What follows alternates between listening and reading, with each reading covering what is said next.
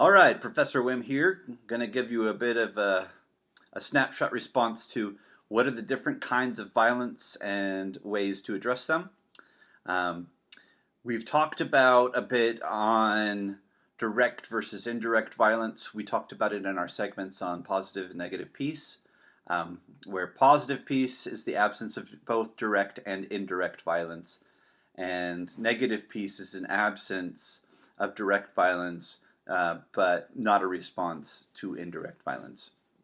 Um, and so I'll go into a little bit more detail about that here.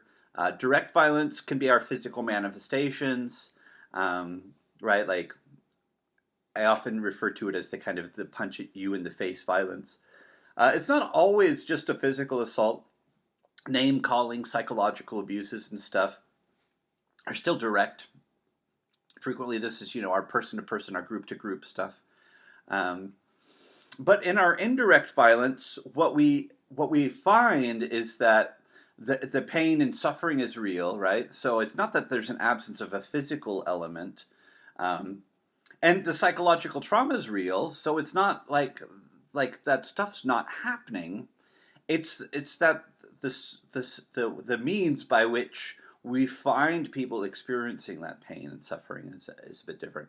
So in our book, we look at structures and institutions and cultures as being um, apparatuses of promotion of value, and that many times these values or the prioritization of values reflects directly towards the ability or the perceived threat of others to be able to meet their interests, wants, and needs.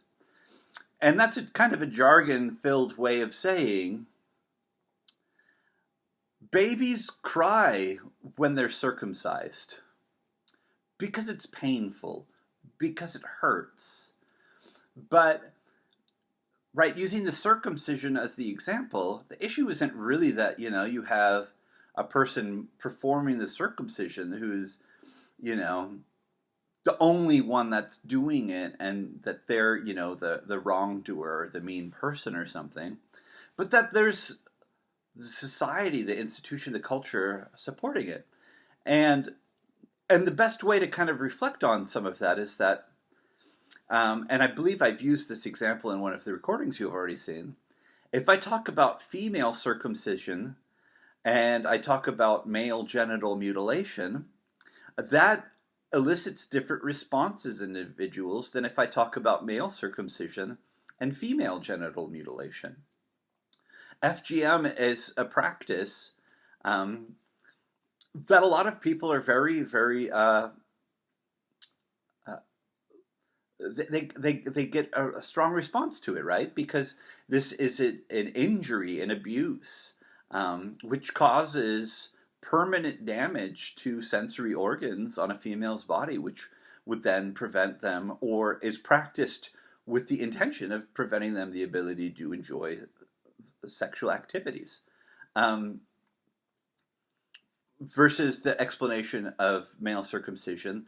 And I'm not trying to say it as though I'm passing judgment, but it's the culture that practices it, right? And so it doesn't really matter if we're talking about the violence of head on head helmet collisions in our great sport of American football, or the high rate of concussions and brain injuries that are caused when hockey players hit their heads on the ice in Canada. Right? People can slip and fall. Ice is slippery. People fall, but the checks, right? The effort specifically undertaken to put people onto the ice contributes to that in very significant ways. So, whether it's you live in a place where you enjoy Saturday night boxing or Sunday morning football or whatever isn't really the issue. But the point is that our cultures, our societies, our institutions promote certain behaviors, and those behaviors include measures of violence. So when you put rules in place, etiquette, social mores, um, physical laws that promote or prohibit certain behaviors, that impacts populations. And then segments of those populations will be impacted more, right? Signs that say no sleeping on the park bench, for example, I've seen them before. Well, I've taken a nap in the park before, and I've never had anybody bother me. The point of the no sleeping on the park bench isn't to help protect people from going to the park and having to see somebody like me taking a nap.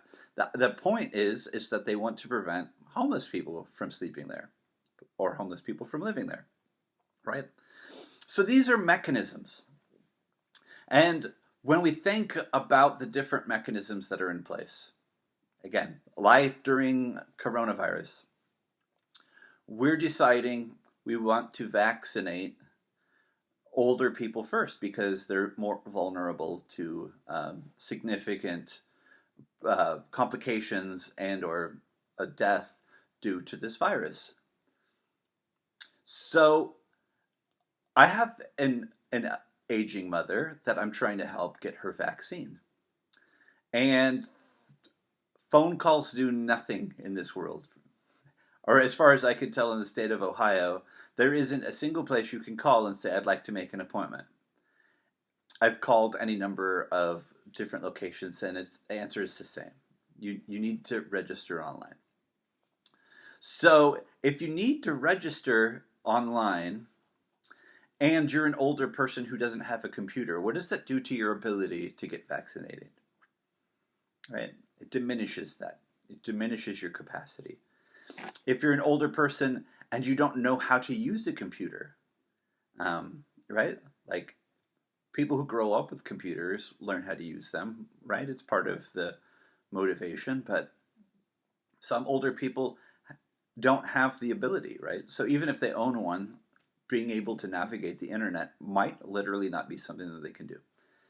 If you're an older person and you can't navigate the internet, your ability to gain access to a vaccine then is going to become dependent on others, right? Some older people have loving sons like me around to help them out, maybe helping hands neighbors, but not everybody has those conveniences. And so the whole point is that the rules, the mechanisms in effect have an impact, and that suffering, that negative impact on some populations, right? That's the example of the indirect violence. If your access to life-saving medical treatments is impacted, that can cause some suffering, right? Even if it's just basic anxiety because you're more fearful. But if the person would have survived or wouldn't have had these complications had they had the vaccine, then we can also talk about other kinds of levels of direct physical harm and the violence caused by these structures. And again, some of that's culturally, right? We watch movies, we see stuff like the Titanic, women and children are supposed to be the first ones into the lifeboats. It turns out a large number of wealthy men were able to effectively bribe their way onto boats, and in some cases have those lifeboats launched before that they were even at close to maximum capacity, because they wanted to guarantee their survival over others. But forgetting that the rich can always seem to be able to buy their way to better access and resources, which seems to be something that our society actually values, and does intentionally, right? We can talk about it in terms of justice. We could talk about it in terms of healthcare. We can talk about it in terms of nutrition. We can talk about it in terms of education. Whatever it is, the wealthy have better access, period. And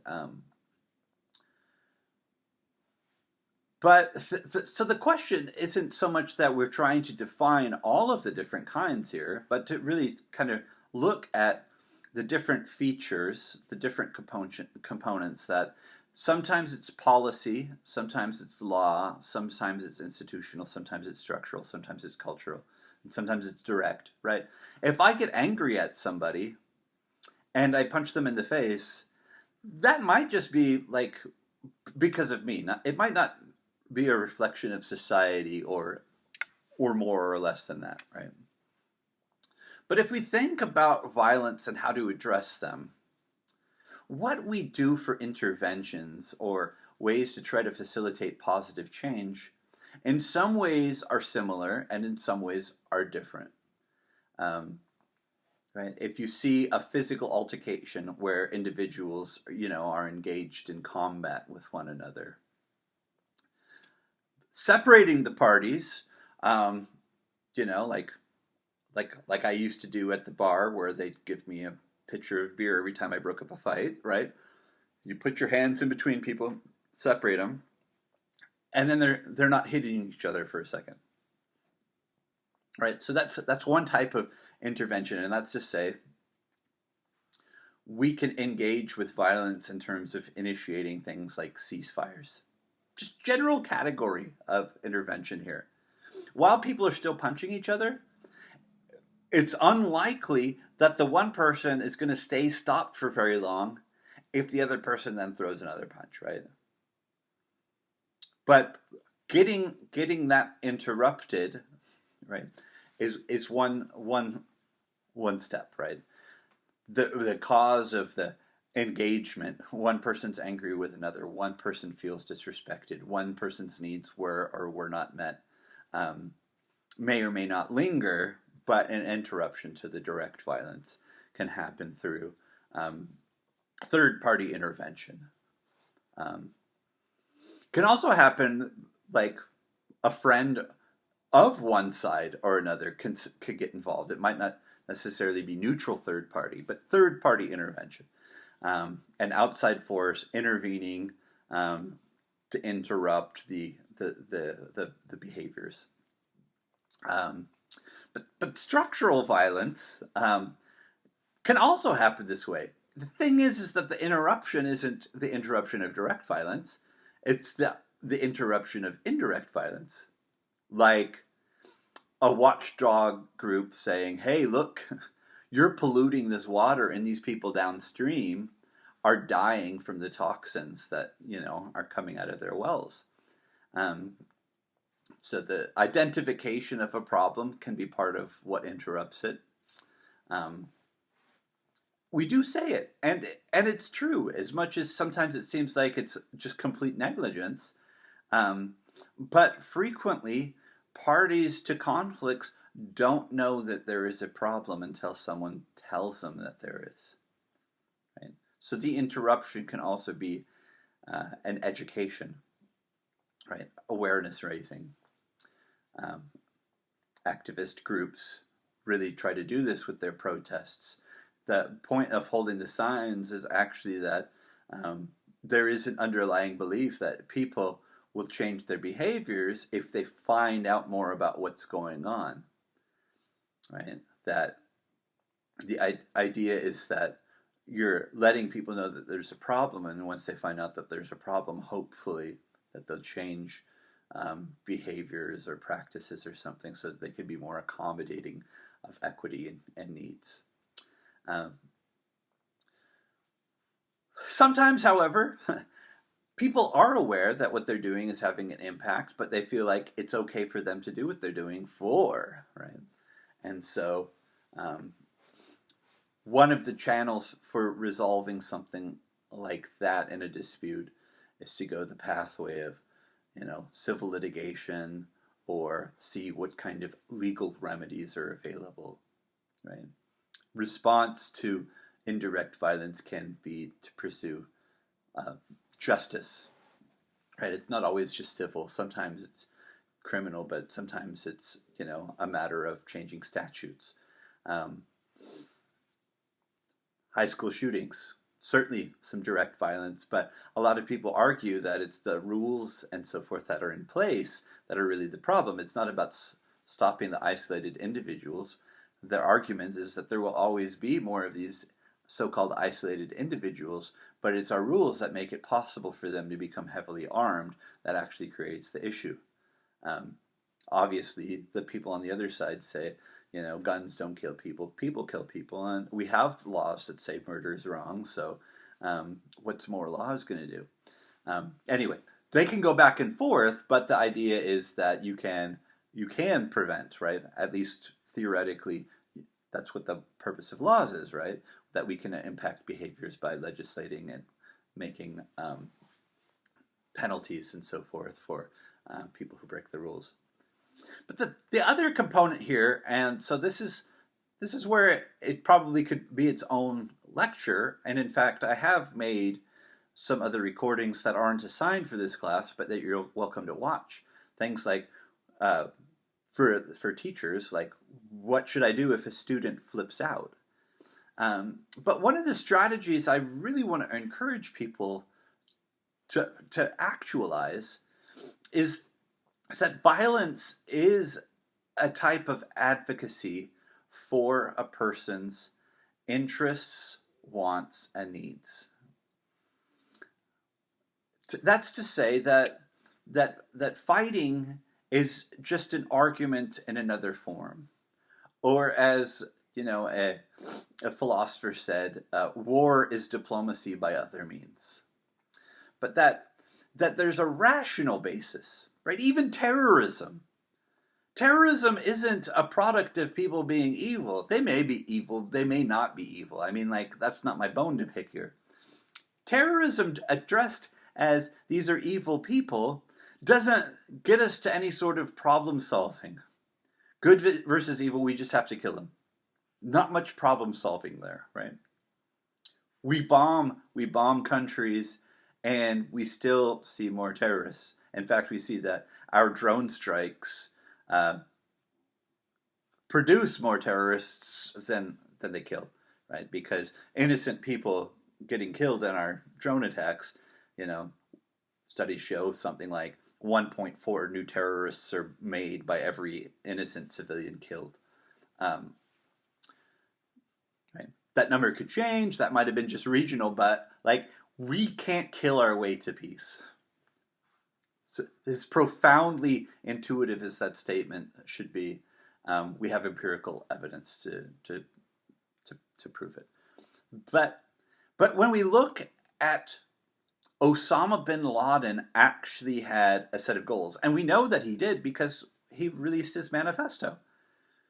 And when the set of wants or demands identifies things like get U.S. troops out of Saudi Arabia, right? Those are conditions. I am fighting you. I am targeting you for these reasons. Does that mean that we should negotiate with terrorists? If we could save more lives by going to the negotiation table, then that's something that I'd want to encourage. If the argument that negotiating with terrorists will only incentivize people to become terrorists, I don't want to do that, right? Just like I don't want to use drone strikes to make more terrorists. I do believe that establishing a precedent that we will negotiate with you to resolve disputes before we have to engage in violence is a fantastic precedent. Because it does things like creates the groundwork for stuff like the Iran deal, where we can have more safety from nuclear annihilation. But maybe there's times where negotiating in bad faith, like when Donald Trump went to North Korea, which give legitimacy to, fascist and tyrannical dictators who are causing a serious human rights violations to appear to have more credit and stature and standing in the world than they should. Right? We can weigh it all. But again, if we treat behaviors as advancing of positions, and then we look at violence as a manifestation of the intensity of the belief, the want, or the need, then we have a lot of linkage into looking at, all right, what's going on in this problem? What's going on in this dispute?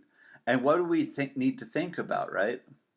Because one of the things that we do know also, right, is that the capacity of humans to engage in violence increases dramatically when they're experiencing denied access to basic human needs or the perceived threat to being able to meet their basic human needs.